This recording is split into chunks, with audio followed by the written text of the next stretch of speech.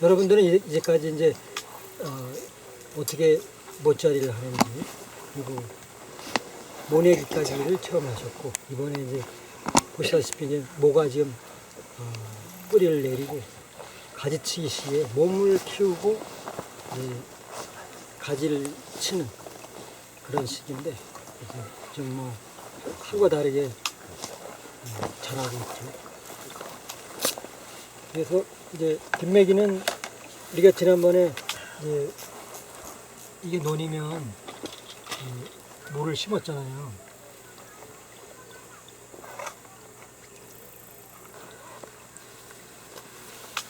이게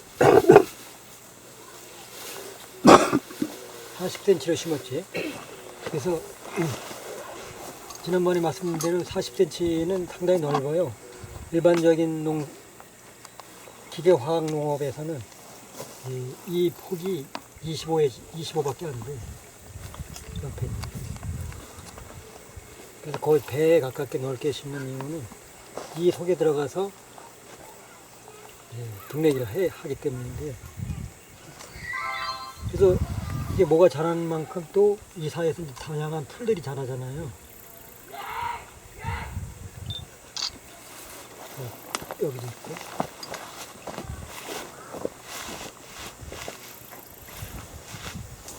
근데 김매기를 할 때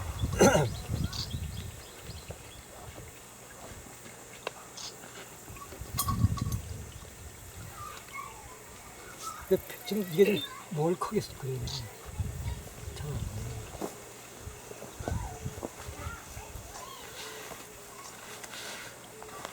그래서 여기 들어가서 그 사이에 들어가서 대부분 자세가 이렇게 돼요. 이렇게 너무 오래 못 가니까 한쪽 무릎을 꿇고 이렇게. 그래서 이게 힘들면 또 이렇게 바꾸고, 이렇게 바꿔서 이렇게. 그래서 톱낫으로 여기 이 부분에 이제 풀을 베는데, 그래서 이 저기 김매기를 할 때는 여기 물을 빼죠. 그 전전날쯤에서 물을 빼면은, 그래서 되도록 건조하게 그렇게 해놓은 상태에서 김을 내죠. 그래서 이제 이걸 배우셨잖아요. 한꺼번에 베지 않고 한 골씩 건너뛰어야 된다 이런 얘기죠.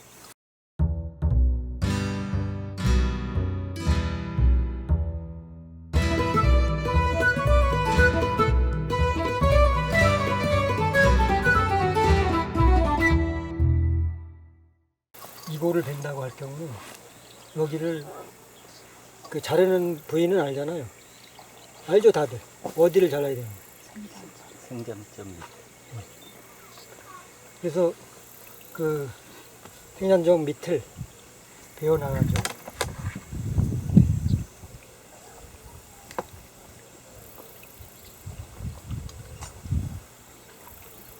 그래서 벤 풀을 여기다 놔주는 거예요. 펴주는 거예요. 그리고 여기를 안 벤다 해도 이 부분은 이 정도는 풀을 없애야 돼요. 주변만. 여기 풀을 안 베지만, 양쪽은 안 베지만, 요 어느 정도는 이쪽도 벼 포기 주변은 풀을 베준다 이런 거죠. 벼의 성장에 방해를 안 받고. 그리고 여기는 안 베고 여기 베고. 그러니까 벼가요 충분히 아직 안 자랐는데 김을 매주기 위해서 물을 뺀다고? 그래도 물을 빼도 여기에 이제 수분이 충분히 있기 때문에 무릎은 좀 젖어도 여기가 이제 촉촉하게 젖지.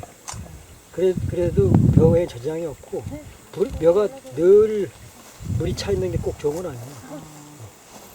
수분이 유지가 되면 이렇게 한번 물을 띄는 것도 땅속에 공기를 집어넣고 하는 여러 가지 점에서 이렇게 벼의 성장에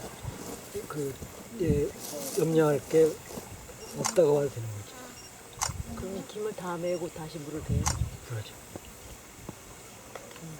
그리고 이제 그러다 보면은 다음에 여기 또 이 풀이 안 나면 좋겠지만 그렇지 않잖아. 풀이 다시 나잖아. 다시 풀이 나는 거예요. 그래서 여기 꽤 자라주면은 여기 풀이 이렇게 나있겠죠. 이 풀을 베어주는 거죠. 여기 이런 식으로 교대로 이렇게 해서 2번 혹은 3번 해주면 김매기가 끝나면서 벼가 이렇게 자라는 거죠. 그래서 그렇게 하는 거고요. 그리고 아까 이제 호미를 베면서 이야기 중에 그 도토리 어디 있어요? 네? 아까 질문이 뭐였죠? 질문을 제가 잊어버린 거예요. 좋아. 저부터 그럼 내가 떠올려야 됩니다. 그게 뭐다? 풀 문제였는데 풀이 풀을 그 쑥밭하고 그냥 밭하고 김매기를 어느 정도 해주는 그 차이 뭐 그런 거 물어봤던 것 같아요. 풀 저 얘기를 제가 드렸나 모르겠네. 풀에 관해서 종합적으로 말씀을 드렸던가? 그런 아니요. 얘기는 없었어요? 네. 변호사 가이드북 요번에 처음 언급됐습니다. 거기 얘기했죠? 가이드북에만. 거기. 맞아. 그래서 거기에 제가 썼듯이 풀은 이제 이 자연농에서 무비료, 무투입에 이르는 길은 풀로부터 오는 거예요. 그래서 여러분들이 보다시피 우리가 이제 호미를 수확하면서 그걸 밟아 쓸어 눕히니까 이 정도가 두툼하게 호밀집과 풀들에 덮이잖아. 근데 그 량이 엄청난 양이 아니에요. 그래서 저 위에 이제 그 줄을 치고 들깨를 심게 되는데 들깨가 자라면서 저거는 이제 썩고 이게 눈에 보이는 건 썩어서 땅 위를 그리고 그 안에 있는 뿌리들은 땅 속을 이제 거름이 되는 거죠. 그래서 해마다 엄청난 양의 이제 그 자연 퇴비를 넣을 수 있는데 그것을 무엇이 하느냐 하면 풀이 하는 거예요. 그래서 자연농은 일부에서는 아무것도 없이 땅이 작물을 키워낼 수 있다고 하는 얘기가 있지만 대부분 우리가 경험하는 거는 역시 유구밀이 많을수록 그게 소위 거름진 땅이고 그래서 작물이 잘 크는 게 뭐 대다수 인류들이 체험하는 바죠. 그래서 자연농에서 무비료 무투입이 가능한 거는 저렇게 태양에너지를 식물이 받는데 그 풀들을 자라면서 그것들이 그 태양에너지 받은 걸 논밭에 넣어주게 되는 거죠. 그러니까 해마다 저 뒤에 들깨도 여러분 아시다시피 저희만큼 키가 크잖아요. 키가 1m, 2m까지 큰 거예요. 그럼 그거를 대부분 들깨도 집이 크고 알은 얼마 안 되는 거예요. 알만 따고 집을 전부 돌리는 거예요. 그러니까 또 이렇게 눕히는 거예요. 그래서 내년에 뭘 심을 때 별로 풀이 나질 못해. 그건 사실 또 문제지. 왜? 풀이 나는 게 좋거든요. 그러면 또 그 풀의 기초에서 하늘에 끊임없이 태양에서 오는 우리가 그걸로 인해 사는데 모든 에너지의 원천인 태양의 햇빛을 먹을 수 있는 형태로 바꿔주는 게 식물이잖아. 우린 그걸 먹고 살고. 그래서 이제 그런데 기초해서 우리는 이제 자연농은 점차 일체 아무것도 안 넣으면서도 땅이 좋아지고 또 나아가서는 이제 수확량 크기 양의 문제에서 지금은 초기 출발에서는 지금 이것도 올해 2년째이기 때문에 아직 그렇게 땅이 살아나지 않아서 한계가 있지만 해가 갈수록 놀라운 결과가 로 이어진다 이런 거죠. 그래서 지금 아까 식사하면서 얘기를 나누면 1년, 2년 되신 분들은 이제 감자든 뭐 이렇게 꼭 옥수수는 안 커서 걱정이신데 어쨌든 믿고 갈지 않고 이렇게 베어서 놓고 그래서 무투입이 왜 가능한지를 잘 아셔야 돼. 풀로부터 온다는 걸 알아서 풀과 함께 어떻게 하면 작물도 얻지만 풀도 주고 그 풀들이 태양 에너지를 받아서 클 수 있는 거를 도와줘야 한다는 거예요. 그게 무투입의 일. 근데 그런 걸 고려하지 않고 하면은 더 오래 걸리거나 그 중간에 대부분 실망하고 나가 떨어지는데 이치를 잘 이해하시라 이런 거고 풀이 무투입의 일이고 풀과 어떻게 공생할 것이냐를 찾아내야 한다는 거예요. 이해가 됐어요? 네. 그래서 그렇고 이제 오늘 호밀 수확을 했는데요. 호밀은 지난 시간 이후 매우 뜨거운 지금 반응 속에 호밀의 문화가 지금 막 이제 시작된 것 같은 그 느낌이 드는데 이제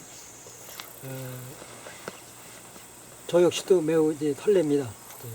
내년에는 많은 부분 호밀로 주곡을 삼는 그런 시도를 해보고 싶고요. 형님, 저게 밀을 안 하고 호밀을 하는 이유가 호밀이 더 땅을 그름지게 했기 때문에 호밀을 하는 거예요? 그 이유보다 이제 여기가 추운 지방이기 때문에 이제 보리 이제 저거와 비슷하게 보리, 밀, 귀리, 호밀 이 네 가지가 있는데 이 나머지 세 가지는 추위에 약해요 여기. 그래서 작년에 우리 보리 잘 컸다가 겨울 다 죽었거든. 그래서 여기 이 추위 여기에서 해마다 뭐 변함없이 추위를 이기는 건 호밀밖에 없더라고요. 그래서 이제 우리도 이제 올해 뭐 반드시 또 보리와 밀을 심죠. 호밀만 심느냐. 그래서 올해 심은지 호미를 땄는데 수확 상태가 어떤가요? 저게 저는 잘 모르겠는데. 수확량? 예, 평균 대비 어떻습니까? 올해요? 예. 뭐 보시다시피 잘 안 됐죠. 저게 이제 역시 그냥 너무 방치했기 때문에 이삭이 짧은 게 많잖아요. 저 이삭 잘 키우면 이만해져요 이렇게. 그래서 이제 제가 조사해 본 바로는 이제 300평 시바르지 맞죠? 몰라요? 오늘 수확한 것이 언제 심은 거죠? 작년 9월 말에요. 겨울을 났군요. 9월 말. 그래서 수확량은 300평에 아마 한 400에서 500. 그 방치했다는 거는 어떤 의미입니까? 원래 그 방치를 해야 되는 거 아닙니까? 아, 그래도 좀 도와줘야 되는데 쳐다도 안 보고 그냥 내거든요. 그 속에 풀이 많잖아요. 그래서 저 환삼동굴 그 개망초 쑥 이런 거는 좀 베어줬으면 더 실하고 수확도 쉬웠는데 뭐 그게 뒤엉켜가지고 그런 걸 두면은 수확이 나빠지는 게 큰 비가 내리면 그게 쓰러지면 같이 쓰러져 버려요. 도미노 실은. 근데 그게 없으면 그래도 좀 이렇게 회복을 하죠. 그래서 땅이 좋아지고 그러면서 이제 이렇게 이삭이 이렇게 크고 고추선 상태에서 비면 수확이 빠르죠. 이제 물론 수확은 뭐 이제 벼처럼 이렇게 길게 베어서 탈곡을 할 수도 있고 또 콤바인을 쓸 수도 있지만 현재 가장 소규모로 작업 규모의 수확 방법은 지금 우리가 한 귀찮지만 이 방법이 그런데 팔찌 어디 있어요? 가장 이상적이지 않나 이렇게 여겨집니다. 털 때는요. 차에. 털 때는 우리는 이제 도리깨로 멍석을 펴고 그 위에 놓고 지금 어제 일부 빈 거는 가서 넣어놨는데 이게 배짱 말려서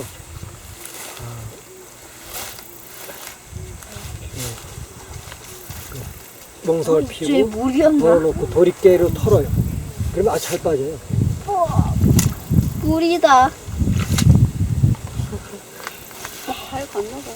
그, 풀이 있으니 좋구나. 그래서 호밀의 호밀은 뭐 이제 다음에 또 자세하게 여러 가지 얘기를 하고 호밀 뒷구루로 심을 수 있는 게 지금 이 지역에서는 와 잠자리 어디 갔니? 들깨하고 녹두가 있고 그리고 8월경에 심는 김장, 배추무, 갓 등이 있죠. 그리고 만약에 그런 뒷구를 안 한다면 기다렸다가 9월 말에서 8월, 10월 중하순에 호밀을 다시 뿌렸습니다.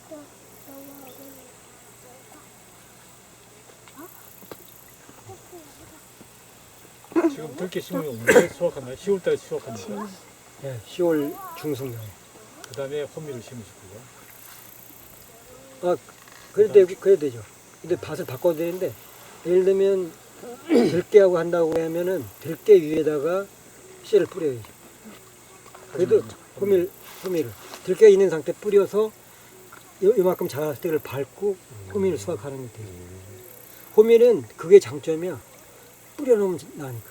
그리고 또 있는 게 더 발화율이 높아. 습기를 이게 잡아주니까. 그래서, 예를 들면, 씨앗을 뿌리는 방법은, 이제, 이렇게 뭐가 있는 상태에서는 비 오기 전에 이렇게 뿌려놓으면 싹이 저절로 잘 터요. 근데 만약에 흙을 덮어줄 필요는 없어요? 뿌리기 놔두면 안 돼요? 근데 역시 덮어주는 게 발화율이 높아가지고 그냥 뿌릴 때는 좀 더 많이 뿌려야죠. 양이 많이 들어. 그리고 이제 더 이제 방식을 높이려면은 이런 것도 있어요. 뿌리는 방식.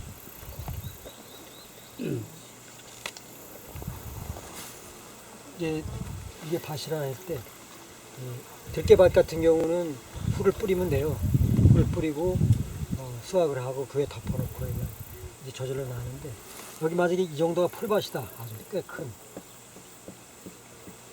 근데 이건 다음에 하면 되는데. 어쨌든 그래서 뭐 이렇게 우리 키자 크다. 그러면 이제 전면적으로 뿌릴 때 이제 풀을 뿌릴 때는 풀을 뿌리고 이제 그냥 둬도 되고 이거를 한번 베어주는 게 있죠. 그래서 이번에 이제 새로 농기구를 하나 구입을 하려고 했는데 이렇게 긴 낫이 있어요. 이렇게 서서 베일 수 있는 낫.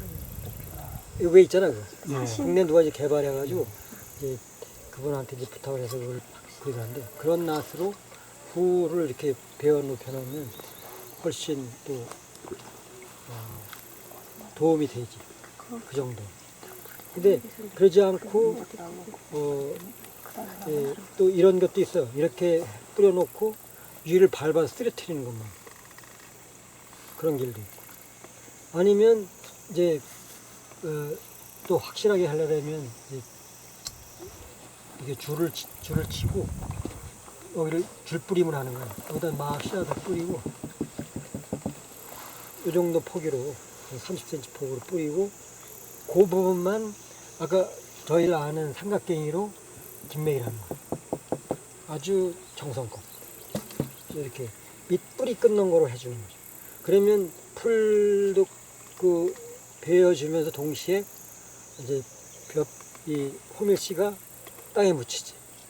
땅에 착 이게 붙는 거야. 그러면 훨씬 발화율이 높고 그렇죠. 그런 뿌리기 방법. 그래서 아시다시피 아주 씨앗 뿌리기가 쉽지. 벼농사 올해 많이 쉽들었잖아요. 그에 비하면 아주 거저먹기 가까운. 지금 하신 말씀이 전파하는 건가요? 30cm 간격을 한다면 전파? 전파 전파를 하지 않고 그는 줄뿌리기가 돼. 조파. 조파라고 합니다. 전파는 이게 콩처럼 이렇게 뛰어져. 전파를. 조파. 줄뿌리기. 그래요. 그리고 이제 소문난 얘기를 할게요. 시든 서클이라고 영어로 할 수 있죠. 이 시든이 이제 그 사전적으로는 숨겨진, 혹은 신비한, 혹은 비밀의 뭐 이런 뜻으로 쓰이잖아요. 그러한 비밀한, 혹은 신비한 그러나 우리 눈에는 안 보이는 원, 동그라미에 관해서 제가 소개를 드리려고 하는데, 이미 뭐 여러분들 그 제가 쓴 논리학에서 뭐 여러 번 익혀서 귀가 따가우실 텐데,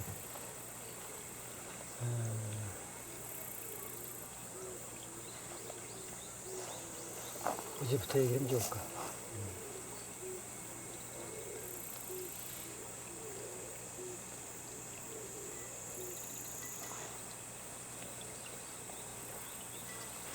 최근에 이제 여기서 그 고라니 한 마리가 죽었어요. 예. 저희 논에서 올 봄인데, 그렇지? 올 봄. 그래서 뭐 아주 큰 이렇게 이만합니다. 그때는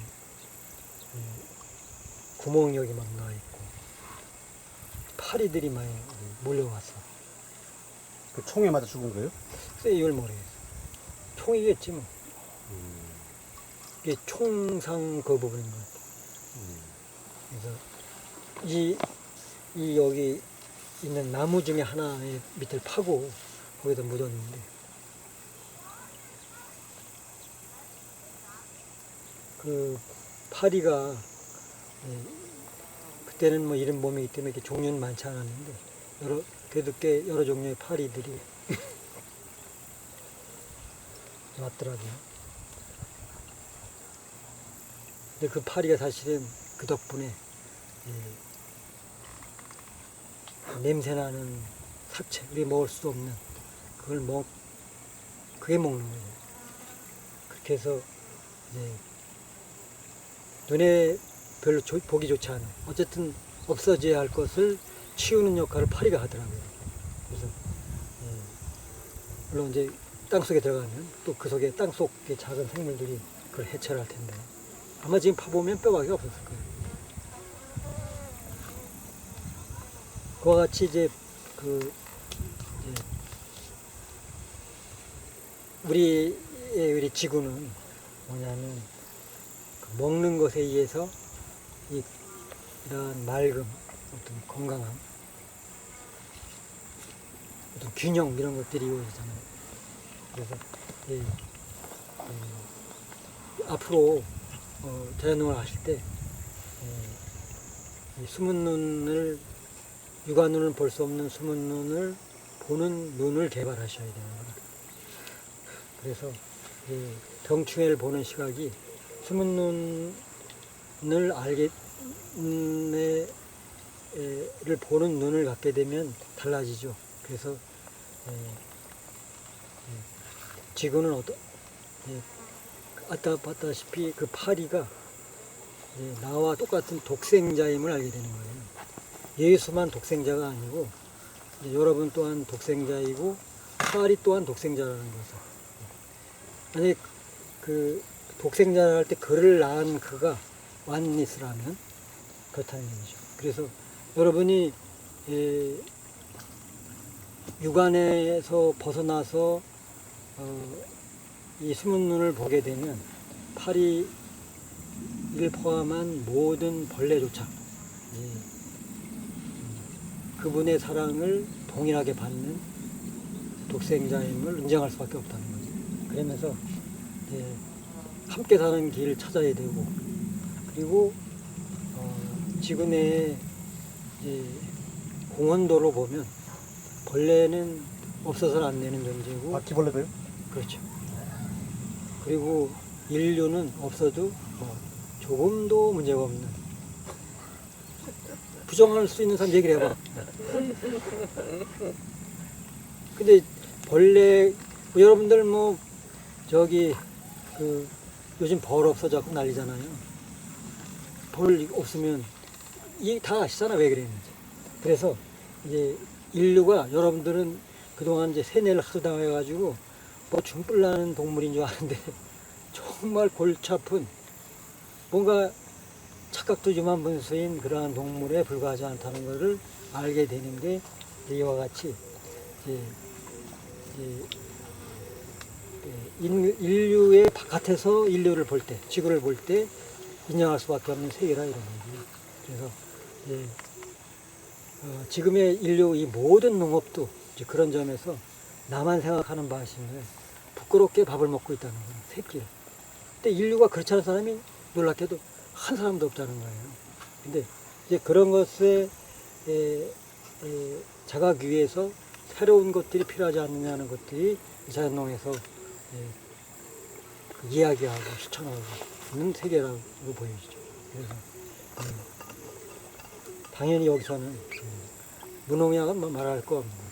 아, 그럼 형님 말씀을 끊어서 죄송한데 좋아요. 그게 질문이 나와야 돼. 질문이 있어요. 인류가 지구에 필요 없는 존재라고 했는데 저는 동의가 전혀 안 되고 난 또 태어나도 사람으로 태어나고 싶고 형님은 이제 필요 없는 이 인류로는 다시는 몸 안 바꾸고 싶습니까? 그러면 딴 태어나면 곤충으로 파리로?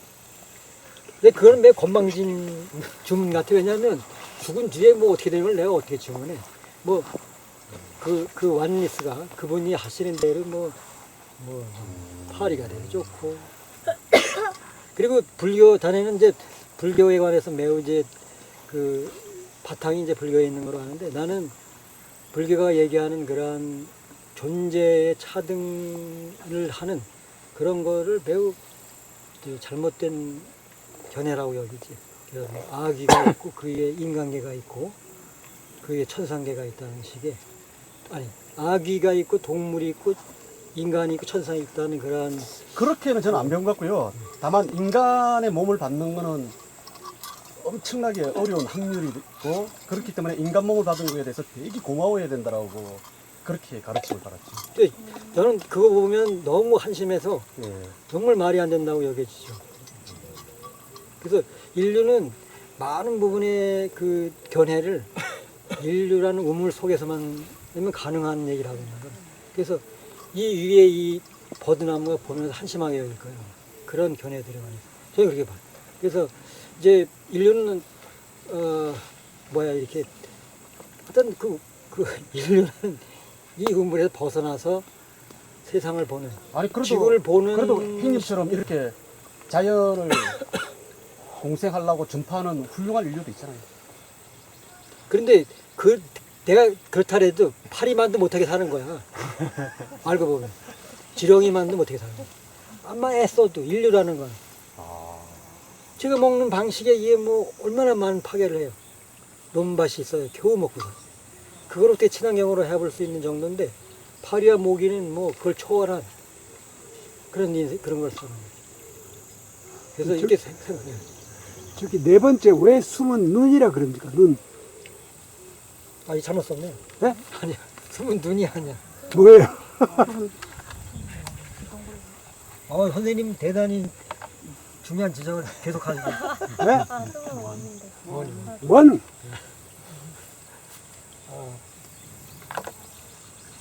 동그라미. 그 부분은 내가 나중에 좀 더 공부해가지고요. 저는 그런데 인류 사람 몸을 받은 사람들은 특별한 존재라고 생각해요. 네, 그런 토론은 나중에 그러니까 하죠. 나중에 하죠. 네. 아니 너무 인류를 까니까 얘. 그게 글쎄. 인류를 까지 누가 까네. 좀 까여야 되는 거. 근데 저기에 숨은 원이라는 게 원. 모든 것이 다 연결이 돼 있다. 그런 의미입니까? 이제 하나의 체계를 이루고 있다는. 그렇죠. 그렇게 그리고 이제 구체적으로는 그 후드 체인에 관한 얘기인데 그래서 먹이 사슬. 그래서 그것들이 이제 눈에는 안 보이지만 엄연히 존재하는 거고 그래서 그리고 우리 논밭만이 아니라 지구 어디나 숨은 원이 있어서 그것이 이제 우리가 보이지 않지만 어떤 섭리 내에서 이제 작동을 하고 있고 우리는 이제 그것을 보는 눈을 찾고 그래서 그와 조화롭게 살아가는 것들이 자연농에서는 길러야 할 눈이라고 저는 본다는 거죠. 그래서 여기에는 이제 특히 다른 사람들이 병충해 문제를 고생하잖아요. 이 문제를 근원적으로 해결하는 게 이게 없어요. 육안에 보이는 것만 단주하는 거예요. 근데 육안에 보이지 않는 세계가 사실은 더 크고 근본적이잖아요.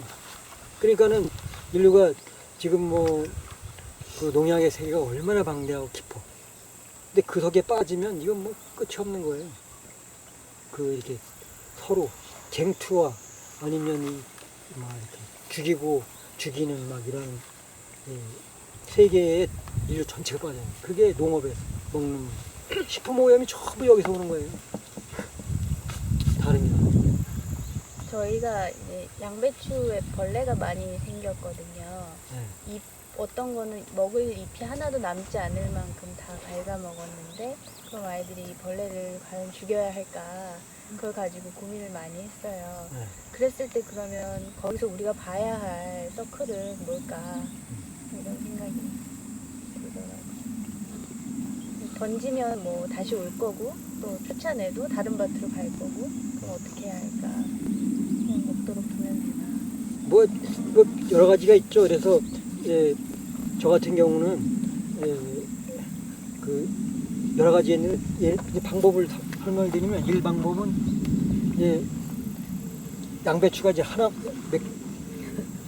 뭐 한 30개 정도 30개 되겠죠? 그러면 그 중에 한 3포기를 이제 벌레의 그 이제 배추 정황에서 이제 옮겨주는 거. 근데 물론 날아다니는 하고는 안 되죠.